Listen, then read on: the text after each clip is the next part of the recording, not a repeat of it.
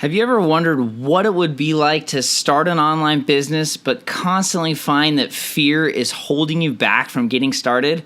Maybe you're worried you don't have the tech skills or that your message isn't enough or that you don't have enough experience. Well, the guest today is going to debunk all of those myths and help you get over fear to start that online business and create the life that you deserve. Coming up. Hey everybody, welcome to Inspire Your Success podcast. My name is Michael Leonard, former corporate zombie turned lifestyle entrepreneur. I'm on a mission to inspire millions of people to stop settling for average and create the life that you deserve. Each week, I'll be bringing on world-class experts, entrepreneurs, and high achievers to give you the inspiration to take massive action. I'm confident these successful people will give you the spark to create an epic life and business. Thank you so much for spending time with me today. Here's your episode. All right, Inspire Nation, welcome back. This is your host, Michael Leonard, and again, appreciate you being here with me today.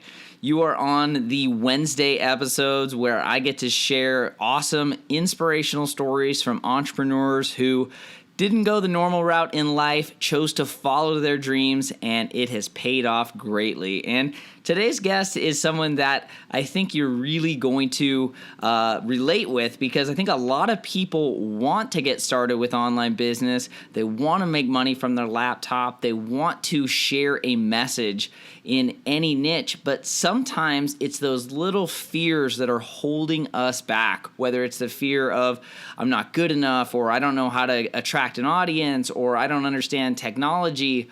All of those things are reasons that a lot of people never get going. But again, today's episode with Jacqueline Kincer is going to show you that even if you don't have a ton of tech skills, that you can absolutely make money online and build a thriving business in any niche.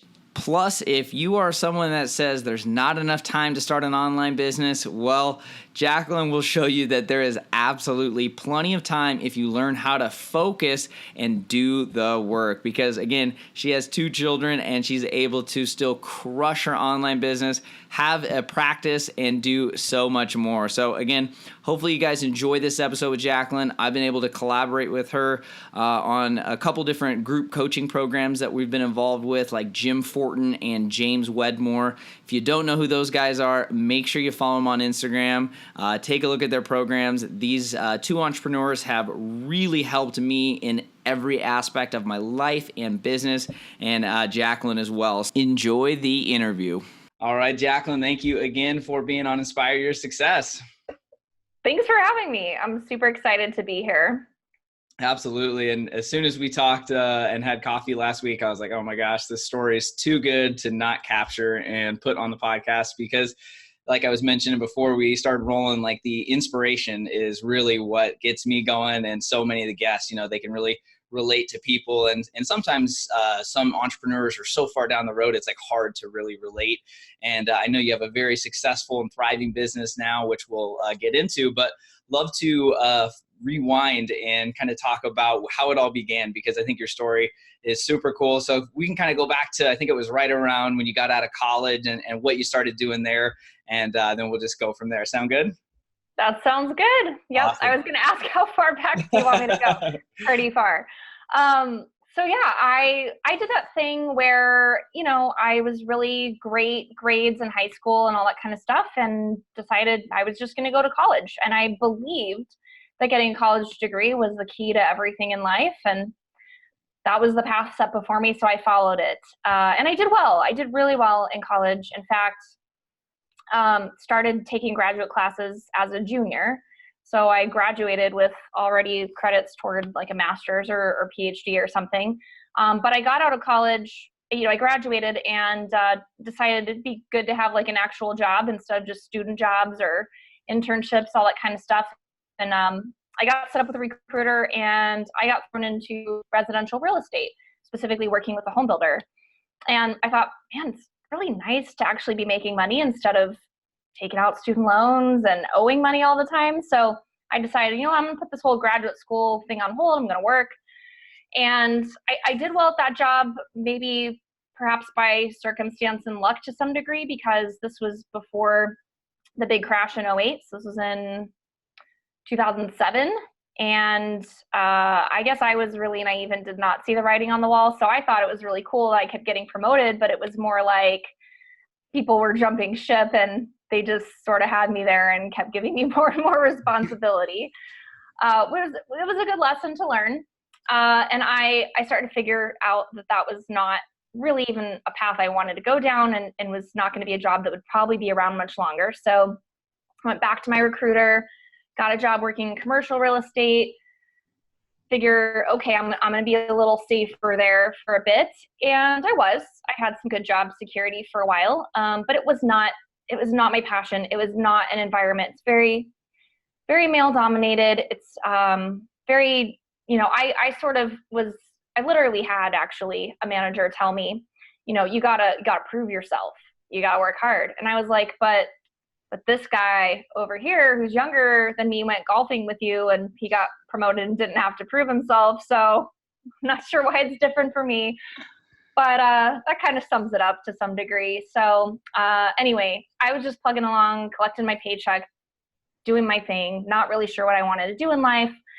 And just so happened the economy crashed. And a little while after that, I got laid off. So this is like 2008, 2009? Beginning of 2009. Yeah. So, again, maybe luck came my way or whatever it was. My godparents had a real estate and construction company, and a few weeks later they hired me, moved me across the country, brought me there, gave me that job. And I thought, wow, this is a great opportunity. For personal reasons that had nothing to do with me, their marriage just wasn't working out, and they owned the companies together. They split up, and it was job elimination for me again. So that was still in 2009. So I moved back home with my parents. I mean, I was at rock bottom. I filed for bankruptcy, couldn't keep up car payments, credit cards, student loans, all that kind of stuff. Couldn't get a job. My only experience had been in real estate. I had a sociology degree from college, so not business, not engineering, not teaching even, not something really directly marketable. Going back to school seemed like a bad option because that's just more debt. So I just kept applying for jobs, but no one wanted someone with my experience or, with only a few years experience, whatever it was. Even just, eventually I was like, all right, I'll just, I'll try a restaurant job. I'll try this, I'll try that. Those were hard to get. I had never worked in a restaurant before. So it was just kind of every angle. And I started to get really down on myself, really defeated. I'm collecting unemployment. I'm living with my parents. My dad's like, what are you doing all day? I'm sending out hundreds of resumes, Dad. Well, how come you're not getting an interview? What's wrong with you? And so the worst self-esteem, right? I was going to say, what was kind of going through your mind? Because I know how this all turns out, and I know how positive and a go-getter that you are. So what was this like the first time in your life you kind of experienced this? Yeah, it was. It was like a real shock to me because I grew up with a family that was, they were really encouraging. Like, hey, you could do anything. You're smart. You succeed at anything you put your mind to. And so this is happening. And I'm like, wait, does not compute. Like what is happening? Because I thought I did the right things. I thought I went to college. I got a degree. I got good grades. Turns out no one cares what your GPA was, by the way. They doesn't care you got a degree. It's like a friend of mine who's a doctor. He's like, hey, C is an MD. So just maybe not what you want to hear your doctor say, but right. The grades aren't everything is what I had learned. So I worked my butt off in college for very little reward. I felt like I was getting punished. And then I just started to feel like something's wrong with me. I'm not good enough. I'm not smart enough. I must be terrible at interviews. I have crappy people skills. And that just perpetuated. So I would be terrified to even just hop on the phone for a phone interview, to call a company, to walk in. And it just kept getting worse and worse. And then it's like reinforced by my dad specifically, who was like, what's wrong with you? Why don't you have a job? And he was trying to help me. So he got me a couple jobs here and there with some construction companies. Nothing super permanent, nothing that paid well, but hey, it was something, right? And I did it because if I didn't, my dad would probably be pretty mad at me. So did that. And then I met my husband towards the end of 2009. So we're dating this whole time, and I just feel like he's got a job, he's making good money, he's got a cool place in a cool part of town, and here I am like unemployed trying to act like I got my shit together, and I totally don't. And I don't want to be that girlfriend. I don't want to be relying on him for everything. So I'm, hey dad, can I have some gas money so I can go see my boyfriend? Like that's the kind of thing I was doing. And it wasn't like, I'm not spending money on anything or I'm selling stuff. It's crazy. So anyway. Had you thought about online business at all yet at this point? This was like not even a concept to you yet. You hadn't like, good question. I'm going to make money online. I think the concept crossed my mind, like about maybe starting a blog. And I don't think I was maybe a big blog reader. I just heard it's something people do.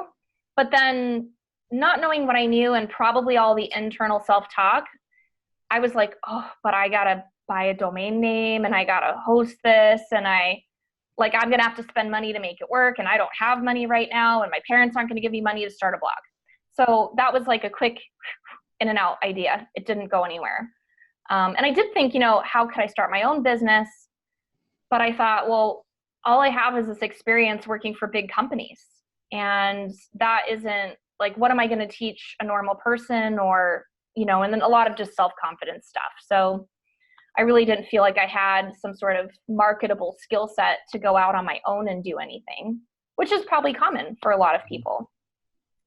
Yeah, I know. I felt that for a long time as well. I got started with a blog, but even then for like the first year I published twice because I didn't think I was good enough, worthy enough. I'd already paid the hosting, but I had a job. So it kind of gave me an out. Like I didn't really have to do it, but I think really the main thing was what am I, who am I? Right. And I think a lot of people have that. Yeah. I was like, what would I blog about? I don't know. Who cares about what I have to say? Exactly. So there was that. But yeah, so I met my boyfriend. So he worked for a great company, and a business friend that he had, turns out was a friend that I had from high school, and just, we would just hang out in mutual groups together. And one day my husband's like, hey, why don't you, he works for this financial firm, and he's like, they train people, you can become a broker.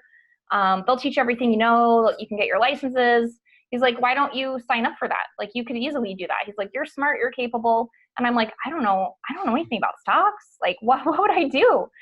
And he's like, no, they train you. He's like, I've heard about this. It's like a really good program. He's like, the least you could do is apply. And I'm like, all right, I can apply.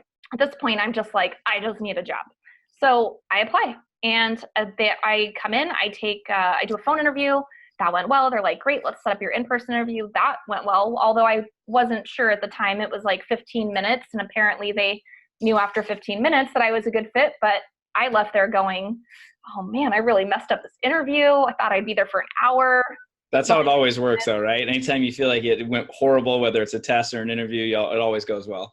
Yep, totally. And then I had to take this test, which was basically a test to see how likely you are to pass the exams to become a stockbroker.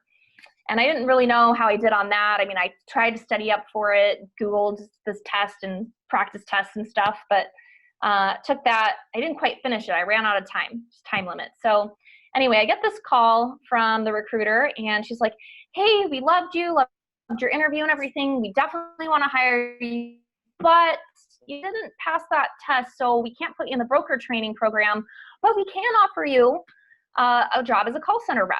And my heart just sank, like, oh, I do not want to work in a call center. I do not want to be answering the phones and I'm just a number, and it was less money and all this stuff. And she's like, but you can self-study after you've been there for 90 days and kind of proven yourself. And I was like, this is it. I really don't have any other options. And so I remember crying that night before my first day, telling my husband, I don't want to go. This is the worst. It's going to be bad because X, Y on the phone. People are mean to me. Like, I just tell stories. I go in that first day. I freaking loved it. It was such a good corporate culture. The people I met, I felt encouraged. I felt inspired. So I went through 5 weeks of training. I get on the phones. I'm rocking it. And before I know it, it's like all these things just start conspiring my favor. The trainers are like, you're amazing. Like, let's let you start studying early before that 90 days. My manager's coaching me. I'm getting good results, all this stuff. So I sit for my exams as soon as I possibly can based on the terms of my employment. I get a much higher score than all the other people that I was in my training class with. In fact, they were like, you studied too hard. You only need like a 72. And I got like a 92 or something. And within that, I think 3 to 6 months later, I got promoted to work with clients that had $1 million and above. So I was just skyrocketing, and I learned so much about sales, customer service, learned a bunch about the stock market and trading and all that, of course. And I loved it, but I ended up getting pregnant during that journey. So I had this kind of conundrum happen where like, I'm on the up and up, even on my, I gave birth, I'm on maternity leave. My manager calls me to do my review. She's like, we're giving you a raise. You're the highest paid person on the team. We're giving you a bonus. Not only that, the CEO gave me an award that I didn't even know existed. So I already had like a stock award thing that happens, but, and I got like an award from my director, but it's called the CEO award, and they give it to one employee every year. It's not very not known about in the company. And it was $10,000 cash. It was a little glass engraved something. And like, I guess, I think the CEO had actually like come to town for a visit, and he was going to see me, but I was on maternity leave, so I wasn't in there. But he called me personally, and I was just like, wow, I was blown away. And they wanted to promote me to a manager. They wanted me to speak at a conference, all this stuff. And I have like a 4-week-old baby, and I'm just like, yeah. And so I just kind of was like, thank you, yeah, we'll talk closer to maternity leave being up, which was like 12 weeks. And I went in to, everybody wants to see the baby. I bring the baby in, meet my manager. And she's like, so you ready to come back? Like, she's so excited to have me back. And I just started crying. Oh, no. Just the tears. And she was like, let's go to a conference room. And so we go, and I'm like, I want this so bad. And I worked so hard for this, but I just cannot leave my baby like all these hours every week. I was like, can I go part-time? Can I bring him with me? Like, I'm trying to figure it out. She's like, no, we don't do that. So she's like, why don't you take like, a year off, take leave of absence, whatever. So I did that and enjoyed being a mom. So I did that. But then those old feelings started to come back. Like when I was unemployed, like, what if I lose this amazing skill set I got? What if they don't want to have me back later? What if I set my career back? And just all these things. And like, well, if I don't do that, what else am I going to do? Because that other experience never got me hired anywhere. So all these old like negative stories started coming back. And turns out I actually got an offer to come back to the company for a promotion 18 months later.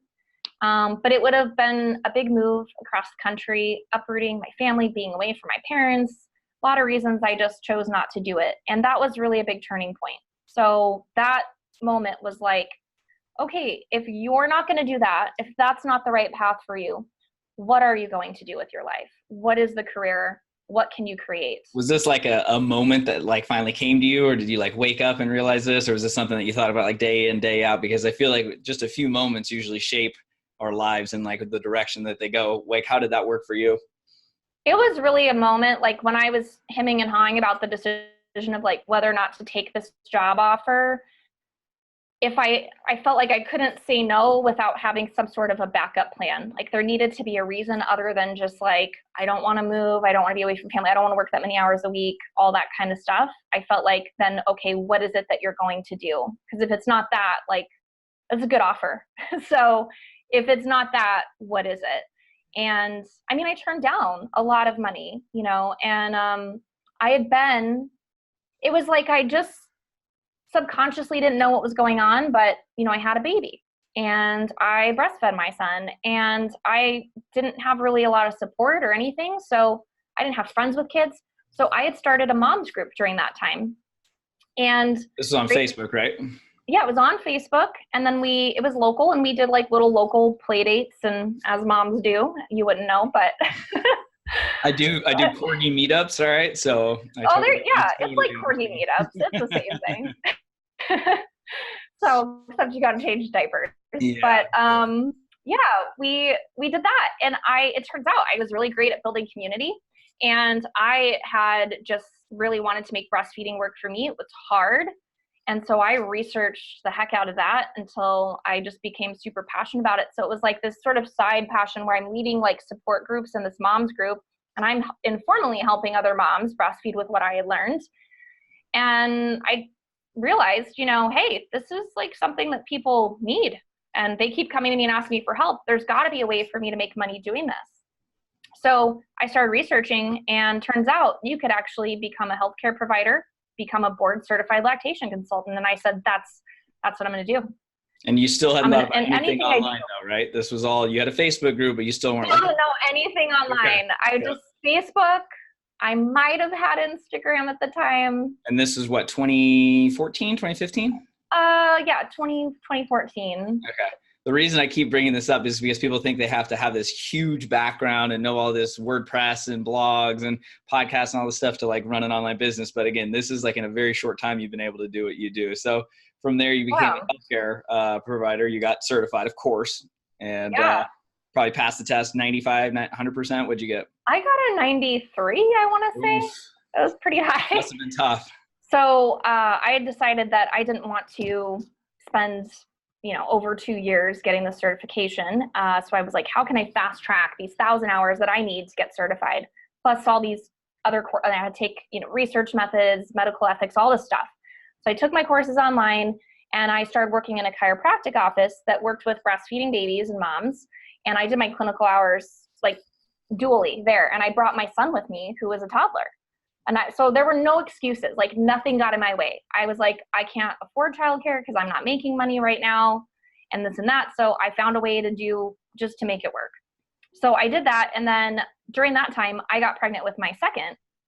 And so I actually had to sit for my board exams when she was 4 weeks old. So I'll be honest, I didn't spend the first couple weeks after she was born doing any studying. So it's kind of like cram sessions those 2 weeks before. But nevertheless, I passed. And so I got my results, I think it was 3 months later, and I had everything set up. I had my, my LLC. I had my like forms, like my charts and my forms and patient questionnaires and all that kind of stuff. I had it all ready to go. Like I was like, my success is inevitable. This is going to happen. And like literally the next day after I got my results, it was on a Saturday. That Sunday I was like, website going live, like we're advertising, we're putting this out there. And because I didn't even realize how much I had set myself up for success, because I ran a moms group that now had like over 1,000 members, and I knew birth workers in my community, and I knew moms, and I had helped people informally. I already had people who were more than excited to refer to me. So I started out this business already having quite a bit of traction, and again, didn't make any excuses. I had a 4-month-old baby. I took her with me to every single appointment.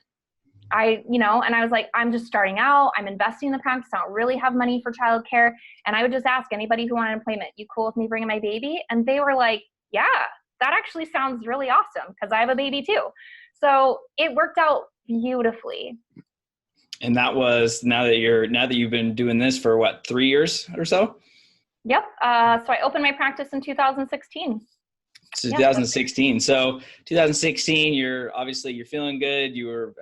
Have so many certifications now from stocks to medical. I mean, like you have it all, but it seems like you don't like being complacent. You like to always keep doing more and keep growing and getting better. So how did it finally transition to where you are online? Because I know last time we talked, you'd mentioned that it's going to be fully online in the near future, right? So how did this finally happen for you? Because it sounds like you just had the Facebook group and traditional marketing, and we're doing referrals, things like that. So how was it that you first kind of dipped your toe into that?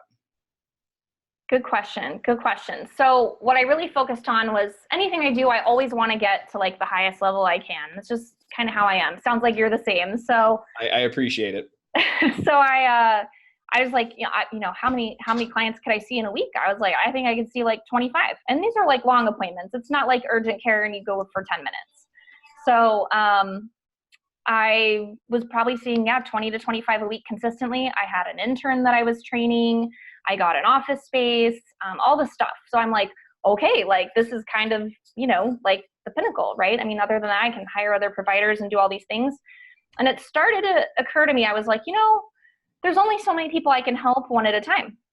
And what if I made like an online course for breastfeeding moms? So that idea started to come to me, and I looked and saw what was out there. Not much. I would buy those courses just to see, and I was like, wow, that's not even very good quality. Like, I could make something better. But I didn't know how to do it. I didn't know how to create a kind of a site to post that. And I'd start to research and just on my own, but it just seemed like this, like, shrouded in mystery. Like, I have to know a lot about making websites or spend a lot of money on some sort of program. I don't really know. So I would just kind of do things like blog and just post on social media. And I got really active online for my practice. But then, along came, so this was last year. My intern was done earlier that year. And I thought, I really need to decide what I'm going to do here. I would love to do something online for my business. So somehow or another, I found James Wedmore through his podcast. And when he opened the doors to his flagship program, Business by Design, I jumped on it. And I was like, this dude knows about creating online business. That's what I want to do. So I'm in. Was this the first time you'd like spent money on a course or a coach at all for this side of the business? Yes. I had never paid a mentor, business coach, anything. Did you have any like, is this right? Or this is, a couple $1,000s. Did you have any of that? Or was it like with James? I mean, I was like, just open the doors, take my money. But again, I had invested. Yeah, it was more like open the doors, just take my money. Like, where have you been all my life? Also would have rather paid you than college. Yes. So, oh my gosh. It's crazy to think about the comparison of like 37,000 as the average student debt versus like, he's like 2,500 or I don't even know if it's that much, whatever it is. It's like, oh my gosh, crazy. I know. Oh my gosh. If I could go back to being 17 and just. Yes. So you fully, I imagine, once again, this is like your fourth study program, because a Business by Design is not like a course. It's like an experience, as I like to call it. So I imagine you just crushed all these modules out, and I mean, there's a lot. There's like 130. Every time I log in, I'm a little underwhelmed with how much I've done, but I really am like taking it step by step. So once you actually went through it, were you just starting to take action immediately and like starting that course and beta launches? Like, what did that look like? Yeah, so I was a faithful student, and I went through all the modules like he told us to. And so I was getting really clear on like, who's my audience, what problem am I solving for them, and working through that. And it felt like a big, as much as I was enjoying and learning and all of that kind of stuff, and it was definitely helping me in my practice in terms of marketing. But the actual logistics of creating a course to have recorded and ready to sell just felt like, wow, really big. And at the same time that I was doing all this in the background, I wasn't just running a practice. I was also doing consulting. So I had run a chiropractic office, and then I was doing one-on-one consulting, psychiatry, chiropractic, acupuncture, various small holistic providers. And you were helping them grow their business, right? I was helping them. They're like, how are you making more money than me as a lactation consultant? And I was like, I don't know, it just happened. So I'll teach you what I know. And so I was doing that. And then a few of them were like, hey, you should do this business coaching thing. There's like all these people online doing business coaching, making money. You should do that. You'd be really good at it. And I was like, yeah, I'm not a coach. Like, I just was like, that's not me. I don't have a certification, whatever it was. And so I'm listening to James's podcast and going through his program. And there's a bunch of people who are coaches in his program. And he's a coach. And it just one day all of a sudden clicked. And I was like, oh, I could do what he's doing, but for practice owners. So I decided I would do it. And I just went back through. I started from scratch again, went back through, totally different audience, and was like, I'm going to do this. I don't know what it's going to look like. I know that I can help people. I'll just teach them whatever they want to learn. So I decided that's it. I'm going to create a program. Well, I'm not going to create the program. I'm going to market it, and I'm going to create it as I go when people sign up. And how did that first launch go? It went really well. So James kind of teaches just set a date. So I picked a date, and I think it was 2 weeks out. And so I was like, okay, I'm going to do a webinar. I'm going to tell them what my idea is. And then I'm going to say, hey, you guys who want to do it, like, come with me. Let's go on this journey together. And I thought I'd have all this time to prepare, but turns out my grandpa, my only living grandparent, he turned for the worst. And so I flew across country to be with him. I was there for like 4 days. I thought I'd have time to work on stuff. Really I didn't have time, but also emotionally it was tough. Wasn't getting much sleep, all this kind of stuff. So basically I didn't work on it at all, other than just the ideas in my head. And the day I flew back, I think it was that night or the next day that I was doing my webinar for people, where I was going to open the doors, let people join my program, tell them all about it. I hadn't done it. So and this was your first webinar, and you didn't even think about first webinar. Like, I'd never done this. I signed up to go to webinar. You had every excuse to not do it, and you. I could have said, I'm going to put this off, and everybody would have understood in a heartbeat. Like, they totally. And I was sick. I was losing my voice. I'm sick. Everybody would have understood. It would have been okay. But I was like, I said I'm going to do it, and I committed, and I'm going to do it. Like, nothing's going to stop me. So I finished my webinar deck like 2 hours before I'm doing this call. So I don't really have time to rehearse it or anything. I don't know if it's got typos. It's just going.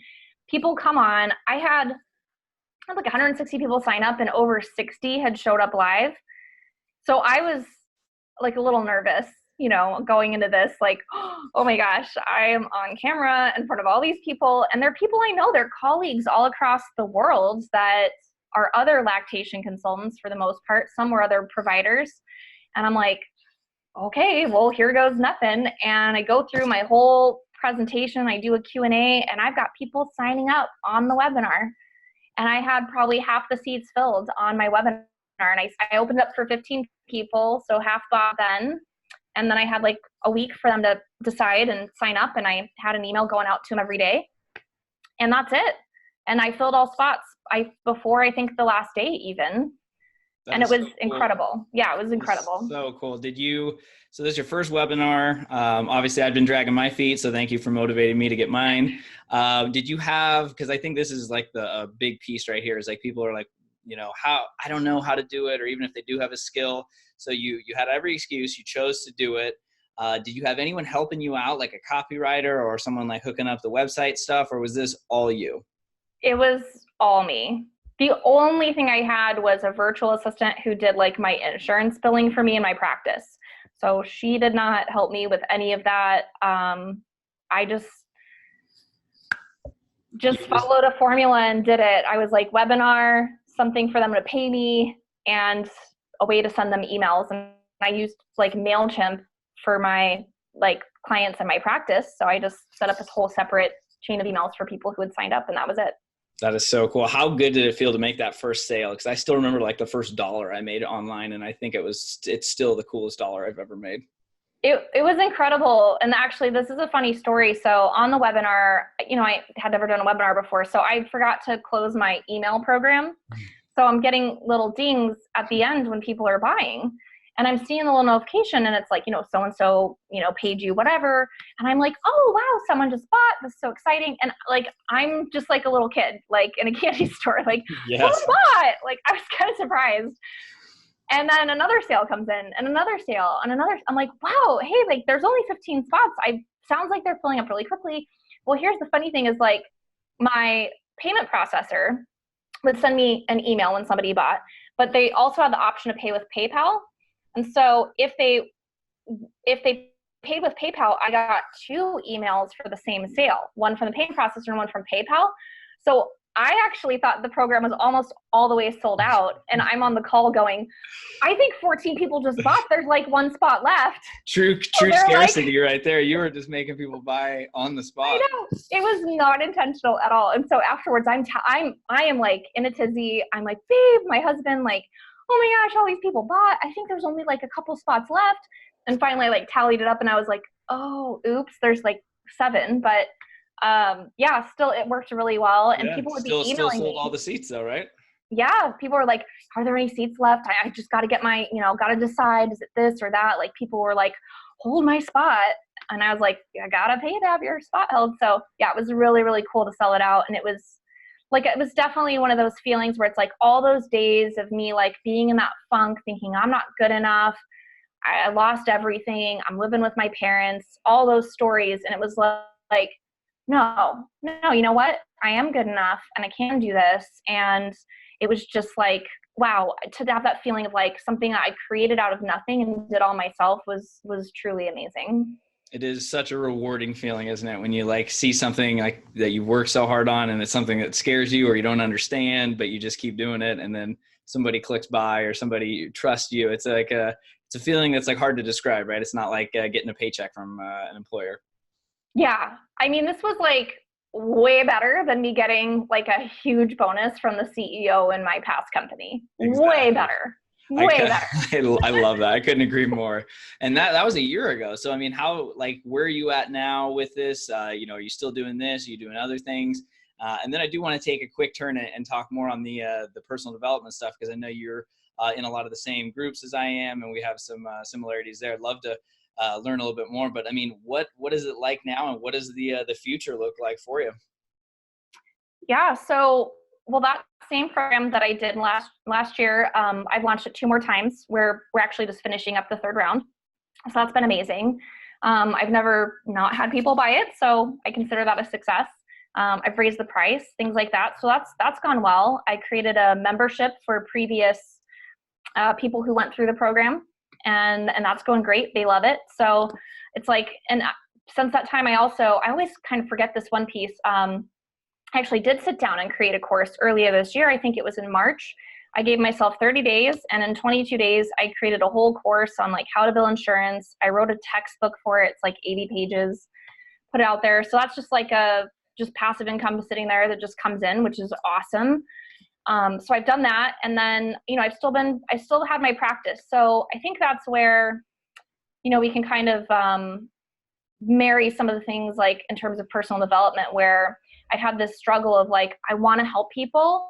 I know I have this knowledge. I know that I'm one of the best practitioners at what I do. So I feel this like guilt, like I don't want to just leave these people behind, but also like just one-on-one work is great. And a lot of people need it, but a lot of people don't. And what can I do that's going to impact the greatest number of people? And certainly with the business coaching, if I can get those people to bring brand awareness and market themselves, now they get to treat all these other people and obviously help them. So that's amazing.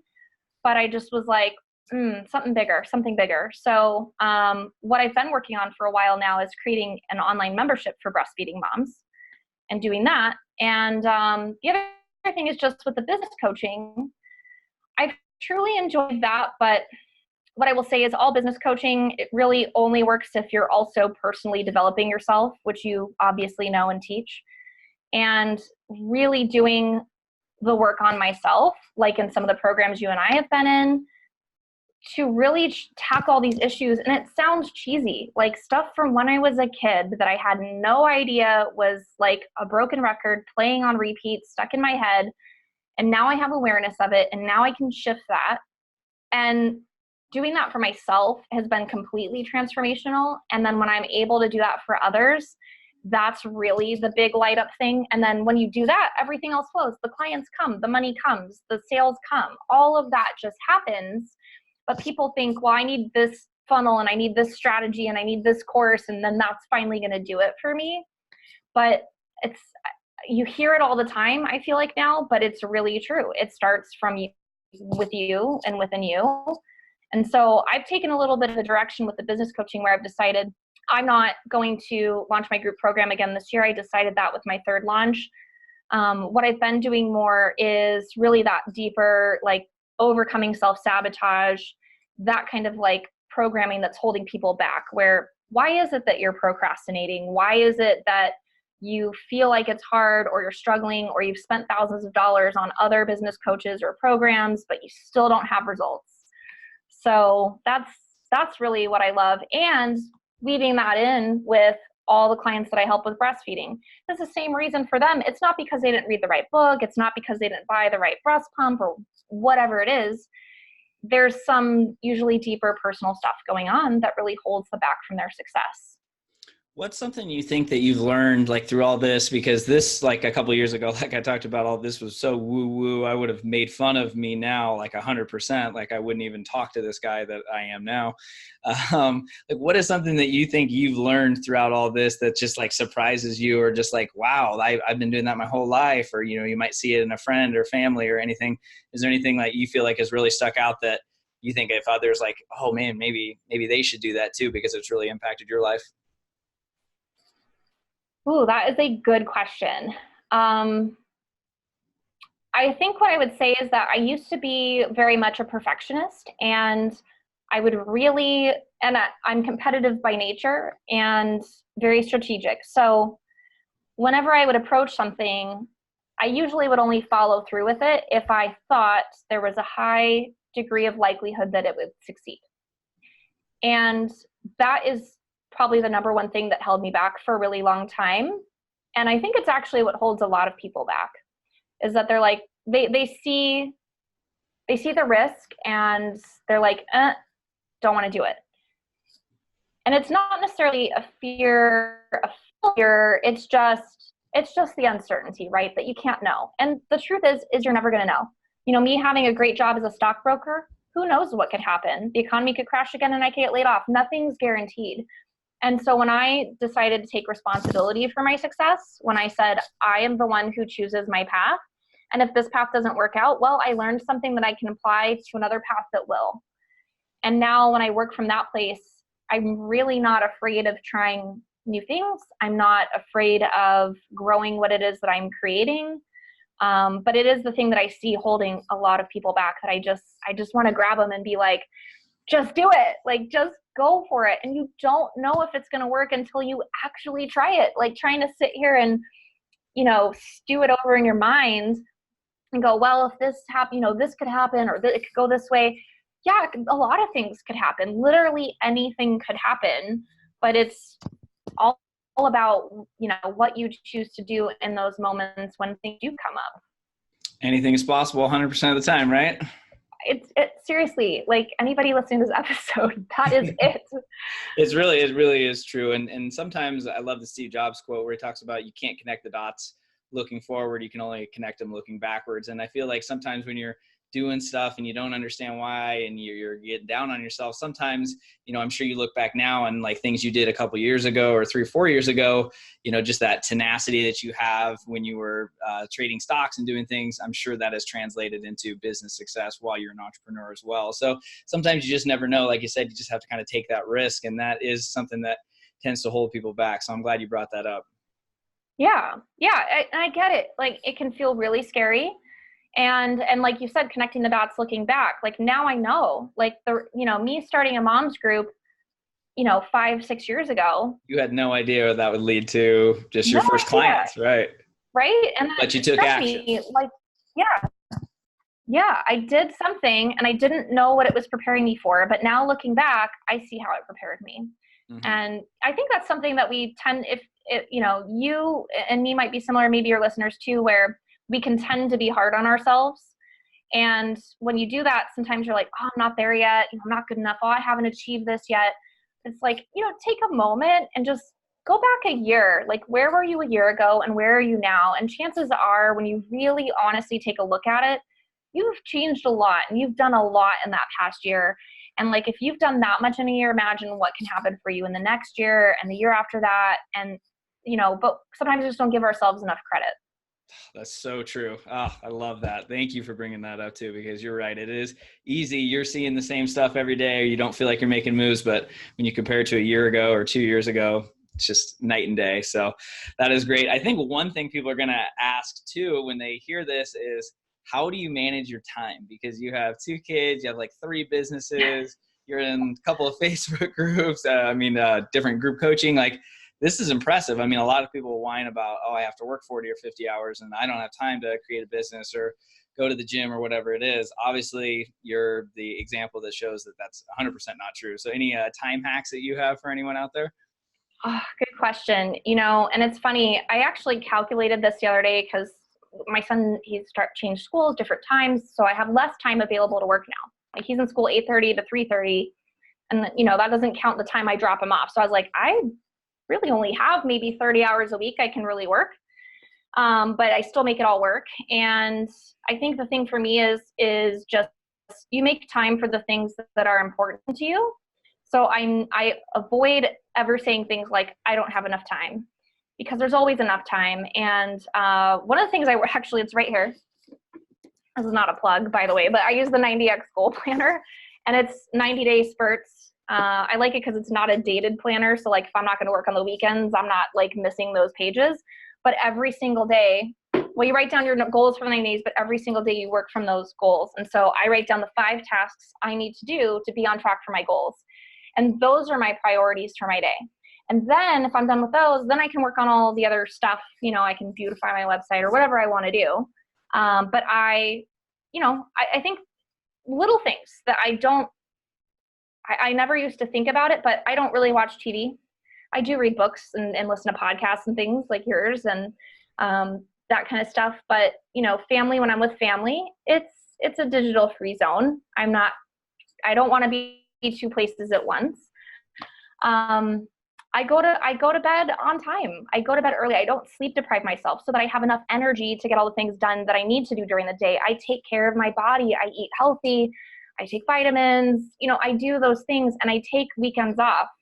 I really don't ever work on weekends. So, you know, a lot of people don't realize, I think studies show it's like after 36 hours of work a week, like your productivity just plummets. There's really no point, like working 60 hours a week, you're not going to get a whole bunch more done.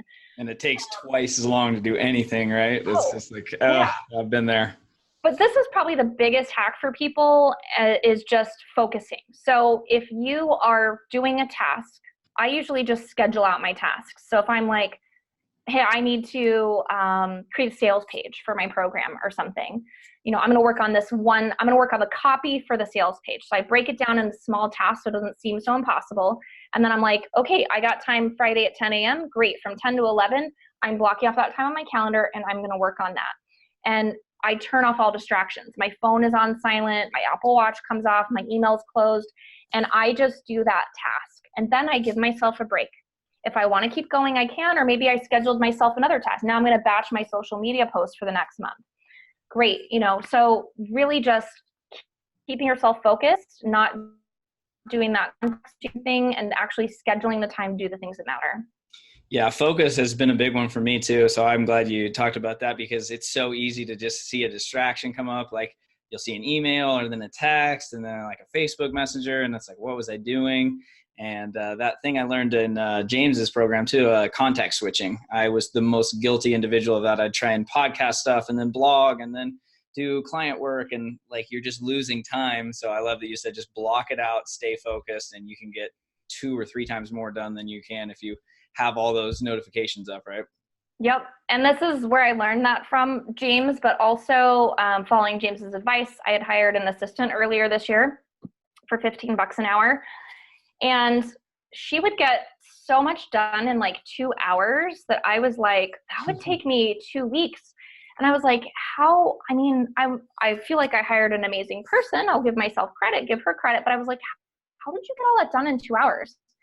And she's like, I know why. She's like, because you are the one with all the ideas in your head and you're over here and you're over here. And she's like, you just gave me one task to focus on. So I got it done in 2 hours. And I was like, oh, that's so genius. That's what I need to do. So also, yeah, don't do everything yourself. Hire stuff out, focus, but you can focus more easily when you start hiring out those things that you really shouldn't be doing. Yes, I love it. And We talked about that at coffee. I did an online jobs post this last week. I have so many in my email I need to go through and start and find a video editor. So that's so good. So much great advice. Thank you again. I have one last question that we'll get to, but any specific spot everyone can follow you, find you, learn more about you or your services? Yeah, absolutely. Probably your audience will love to find me just on Instagram at Jacqueline Kincer. That's super easy. My website's jacquelinekincer.com. That's more of my sort of coaching business, that kind of stuff. If perhaps you have a listener who's interested in the breastfeeding stuff, they can follow me at Holistic Lactation on Instagram and Facebook as well. Awesome. I will make sure to link to everything in the show notes too. And for the last question, what is it that you think is like the number one thing that has made you as successful as you are today? Good question. You could call it a lot of different things. You use the word tenacity. I would say dedication. Um, Always just never giving up on whatever my goals are. And I have always, something inside me from a really young age was just like, you're gonna be successful. You're going to be like this woman that is successful, inspires those around you, leads a team. Like I always knew I'm gonna be the leader. I'm gonna be at the top of like whatever I do. And I have been able to rise really quickly and really high. And I think that's just simply because, not because I have a special skill set, not because I'm a better manager, leader than someone else. I think it's just because that's my drive, that's my dedication, that's what I'm committed to without question. It's not 80%, it's 100%. I think you are just getting started too. So thank you so much again for sharing all this wisdom with my audience and taking an hour out of your day. I know you're only getting 30 hours in, so appreciate you spending time again with me and the audience today. Thank you so much for having me. It's been such a pleasure. And honestly, just hopefully this inspires someone to follow their dreams and take action and get it done. Absolutely. Well, thank you again. Well, hopefully you enjoy that episode with Jacqueline. Again, it's been so cool to see her journey, learn from her, and again, hopefully you can relate to a lot of what she's been able to overcome and just show you that if you just keep going, anything is possible. So if you have a message and you want to share, again, the internet makes it all possible. So do not feel like you need to be a tech guru or a wizard to make money online. But again, you do have to have an epic attitude without quit and just continue to persevere even when times get tough. Because one thing I love with Jacqueline's story is that she's been able to work in a bunch of different industries and she's been successful in all of them. And I think the main reason is because she is relentless and refuses to get complacent. So again, hopefully those are some lessons that you can use in your own life and business to, again, create the success that you want. And if you want to start an online business and aren't really sure where to begin, make sure to take a look at the show notes. Again, I have a bunch of resources down there on how you can start an online business and some of the best platforms to get started. So again, make sure to follow Jacqueline. She has a ton of great content. And as always, I appreciate you being here with me today. Have an epic day.